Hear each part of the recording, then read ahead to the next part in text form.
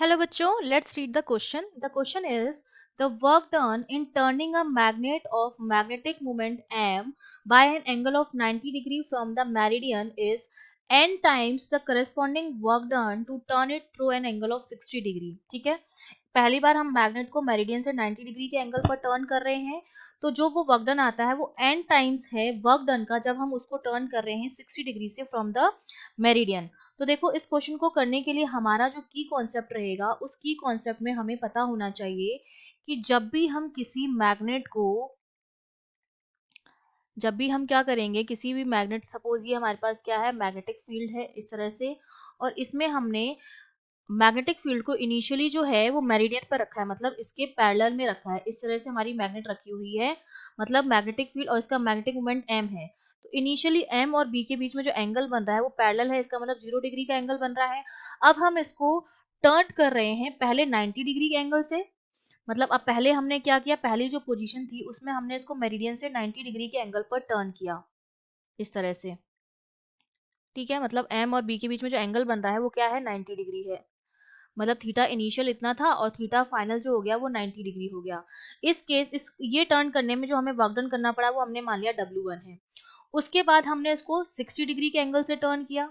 60 degree के angle से turn किया, मतलब सेकेंड वाले केस में क्या था कि इनिशियली जो मेरा था पैरेलल था इस तरह से, और उसके बाद हमने उसको टर्न करके कितना कर दिया, 60 डिग्री कर दिया है। ठीक है, मतलब अब जो एंगल बन रहा है ये वाला वो 60 डिग्री का बना, मतलब इनिशियल एंगल जो था वो तो 0 डिग्री ही था, फाइनल जो है टर्न करके मैंने उसको 60 डिग्री पर कर दिया। इसमें जो वर्क डन हुआ वो हमने मान लिया W2 है।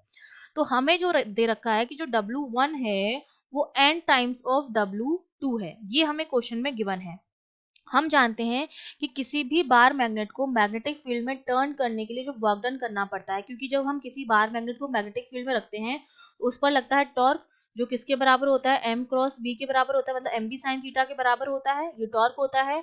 और जब हम वर्क डन निकालेंगे तो टाउ डी थीटा करके निकालते हैं, जो वर्क डन आता है वो फोर्स इंटू परपेंडिकुलर डिस्टेंस आता है।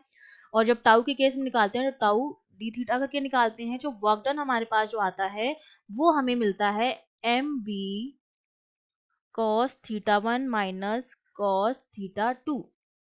ठीक है, तो W1 की जो वैल्यू आएगी वो हमारे पास कितनी आ जाएगी, M B cos theta, initial angle जो था वो आपका क्या था, 0 cos 0 minus cos 90 degree. cos 0 आपका होता है 1, cos 90 आपका होता है 0, तो 1 माइनस 0, तो W1 जो आ गया वो किसके बराबर आ गया, MB के बराबर आ गया। सिमिलरली हम W2 निकालेंगे, वो हमारा कितना हो जाएगा, MB cos 0 minus cos 60 degree, और cos 60 जो होता है वो आपका होता है हाफ, तो 1 माइनस हाफ हाफ होगा, तो ये हमारा हो जाएगा MB बाय 2। ठीक है, ये दोनों इक्वेशन आ गई। अगर मैं दोनों इक्वेशन को डिवाइड कर दूं, सपोज इस इक्वेशन को मैंने नाम दे दिया फर्स्ट इक्वेशन और इसको मैंने नाम दे दिया सेकंड इक्वेशन, तो अगर मैं डिवाइड करूं फर्स्ट इक्वेशन को सेकंड से, मतलब W1 अपॉन W2 निकालूं, तो वो मेरा क्या आएगा, MB divide by MB by 2, ये 2 ऊपर चला जाएगा तो ये हो जाएगा 2/1 आ गया इनका रेशियो। मतलब यहाँ से जो W1 आ रहा है वो ट्वाइस ऑफ W2 आ रहा है, और हमें क्वेश्चन में रिलेशन क्या दे रखा है कि W1 जो है वो n टाइम्स ऑफ W2 है। तो अगर मैं इन दोनों को कंपेयर करूं तो n की जो वैल्यू आ रही है हमारे पास वो क्या आ रही है, 2 आ रही है। दैट मीन्स n मेरा कितना है, 2। That means C option is correct. I hope you understood well. All the best.